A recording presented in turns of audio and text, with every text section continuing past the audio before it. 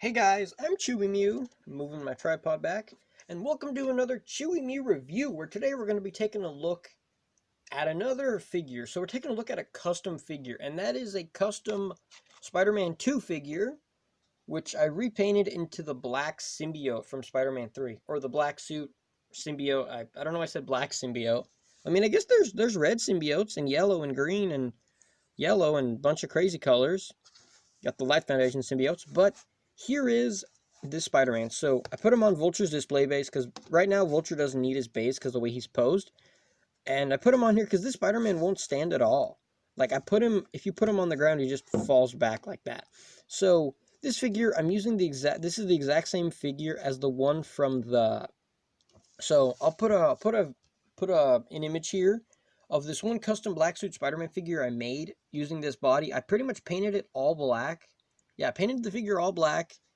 The body was, or the blue parts, the parts that originally blue were, I think, a little bit lighter, and the rest of the body was darker. And then I put like a really crappy spider on the front, and I thought it looked kind of bad, so I decided I'm going to go back and redo it. So this one, I went and redid it. I've got him in this pose because when you first see the black suit Spider-Man, he's on the wall and he's looking at his hand like, whoa, what is this? And that's actually what he says. What is this? Got some like paint coming off right there. Let's take him off the display base. Kind of hard to pop off there. Come on. We'll set Vulture's display base aside. There it is. I also reviewed that Vulture, so if you haven't seen a lot of my other reviews, I really suggest going to the playlist. I'll put a link in the description to the playlist where you can see all of my Spider-Man reviews. I have a list of like maybe 70 reviews at this point, close to 70 reviews maybe of all my figures. But here is this figure. So he looks much more like from the movie. The only one thing is, like, from a distance, the spider on the chest looks pretty good, but if you get up close, it looks kind of bad. I just painted this on by hand because it's so hard to make it look good. So it does look like, you can tell it looks like it, but if you see it from like a distance, it looks fine. Also, one thing is that this eye right here, so I had to use Sharpie to go over top of this to make the eye, because using paint, like a paintbrush to paint over this, would be really hard. On this one, I got a little bit of smudge of paint, a little bit going outside of that leg, or side of that eye. So I might go back and just redo that eye. You can see a couple spots where there's a little bit of red on it, like right there, a little bit there on the neck. And that's because painting some of these figures, they just don't take paint well. Like if you paint in a little bit of paint there too, some spots, when you're painting some figures, for some reason, some figures just never take the paint. Like I did several coats of this part, like the spots where the paint's missing, and it never took the paint. I kept doing it, the paint never stuck to it, which, it's kind of dumb, kind of annoying. The chest looks a little bit shinier than the rest of the body, or looks a little bit more silver than the rest of the body. There's a spider on the back. Take a look at that guy right there. I feel like that spider came out pretty good. There's the arms. I also did this because the black suit Spider-Man figure we got from Hasbro kind of sucks. It's not like a bad figure, it's not as bad as the Black Cat figure, that's for sure, but it's not very good either. Like, that's the only black suit Spider-Man we got from the trilogy that's, 6-inch size, and I don't know, it's just bad. I mean, they could have done so much, but they didn't. Here's the other leg here, and like I said in that review, I used another Spider-Man figure that was like broken and destroyed. I pretty much, like, I only had like pieces of it, and there was nothing, I couldn't fix that one, so I just decided I'm going to use it for spare parts. And so I used this same head, which the original one, actually I have the head here. So when I originally customized this figure, this was the head that he had. This is the head that the figure had, but then the peg on the neck broke right here. You can see the peg broke there, and so I couldn't keep it on. So I decided to use this other Spider-Man's head. Since the figure was already ruined, I used the other Spider-Man's head to make this head. I repainted this head to use it, and then you can see there's some more red chipping off. On the camera, on real life, you can see it, but on the camera you can't, and that's good. So yeah, I cut off the legs here. I cut off his leg joints, and originally this figure, his legs were in this pose. You could bend at the elbow, you know, all the leg here articulation was the same because this is his leg, but his legs could only kick forward and back. You couldn't move them out and stuff. So I think there was also something wrong with his legs too. So I was like, you know what? I'm just gonna customize. I'm gonna modify this.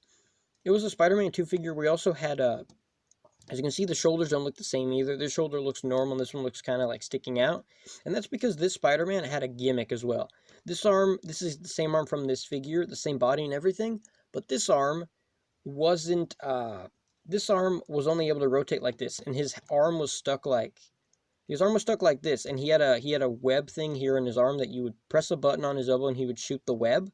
So I decided to just take this other arm off, open up the figure, and replace the arm. So this whole arm is from that other Spider-Man figure. The thing from that other Spider-Man figure is that the chest broke. Like, something about it broke in such a way that I couldn't fix it. And then both of the ankles broke, which that sucked. That was a good figure, but it sucks. That's actually the figure I used for my Spider-Man vs. Sandman stop motion. But I digress. Let's keep taking a look at this guy. Also, one thing I noticed, which is pretty crazy, is if you look at his legs here, if you look at the legs, you can see it looks like, the pattern on his legs looks kind of like a little bit like bricks. But then if we get the black suit, but here's the Hasbro re-release, the Hasbro black suit Spider-Man. If we take a look at the legs, take a look at the texture on them, the legs look like hexagons here. You can see a hexagon pattern, which at first I didn't notice that, but when I was customizing this figure, I noticed that these ones on the Spider-Man 1 and 2 figures, they have these looks more like bumps kind of. It looks more like bricks in a wall compared to this other one. If you put them side to side like here, you can see the difference of how they look different. And also, Hasbro also re-released the Spider-Man 2 superposable figure for the Spider-Man 3. And that figure also has the same texturing as this, so they didn't change anything about that figure. But either way, I think this one came out looking pretty good.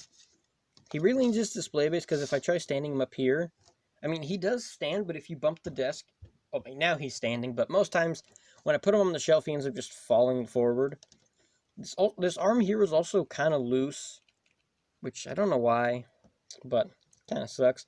I feel like the color on this one looks pretty good compared to the movie. In real life, the color looks better, but I do think the color for this one looks better, but they do look pretty similar. The other thing is, you can see, like, on this one, the webs are painted. The figure's painted all the same color. Like the parts that are normally red on Spider-Man, the entire figure is this blackish gray color. Whereas on this one, what I had to do was I painted all of the parts on the Spider-Man suit that are regularly blue. I painted them this color, and then the torso, I painted them darker colors. Or no, like the parts that are red, I painted them really, really dark, like almost kind of metallic black. And then I took this silver paint that's really weak. It's silver paint that if you paint on something that's like dark colored, pretty much if you paint on something that's not white, the paint looks very chippy. It looks like it comes off a little bit. So that's what I did here. I painted it a little bit. I kind of slapped the paint on it to simulate that he has the webbing, the webbing is colored. So if you look at stuff like the legs, you can kind of tell that that's what I went for. It doesn't look, that good, because honestly, it's almost impossible, because I don't have crazy painting tools. Like, if you're a professional customizer, you could do that, but me just having regular paintbrushes and stuff, it's pretty much impossible to paint all of these individual webs on the figure. I did try a little bit. Like on the back I tried a little bit, but that's kind of impossible. But yeah, so yeah, the figure, this custom definitely looks a lot better than the previous custom. I do, however, despite how much I still do love this figure.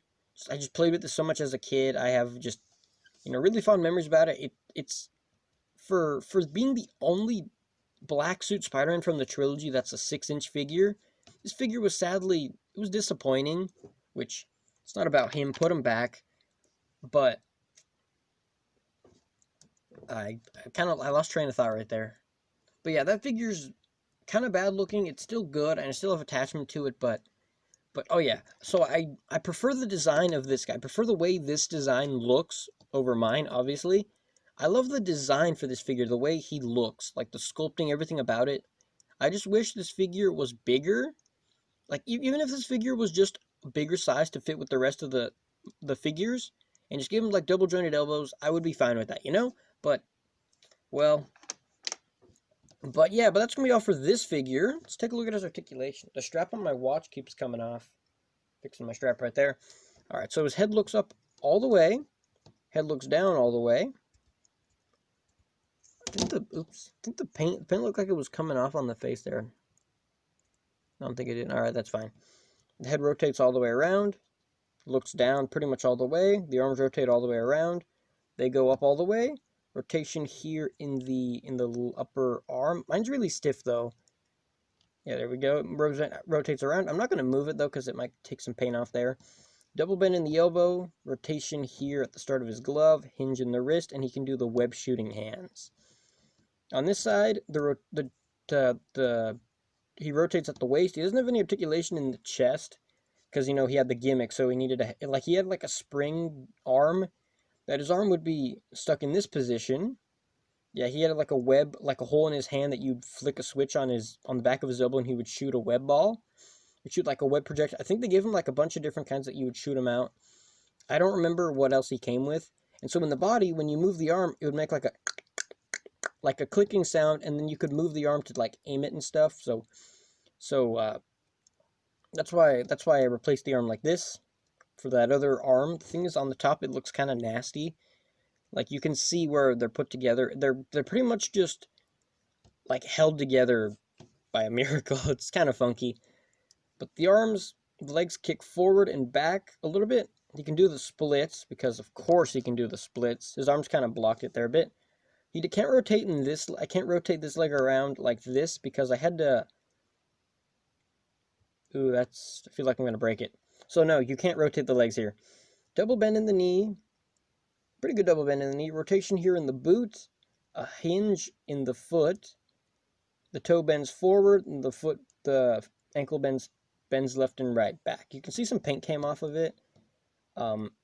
So this guy, because of the way I painted it and the way I had to do some customizing to it, some joints, I can't really use some joints because I feel like I'll break the figure, because just the way I made the custom, I feel like I'm going to break parts, so I'm not going to risk moving too many pieces there. But yeah, that's going to be all for this review.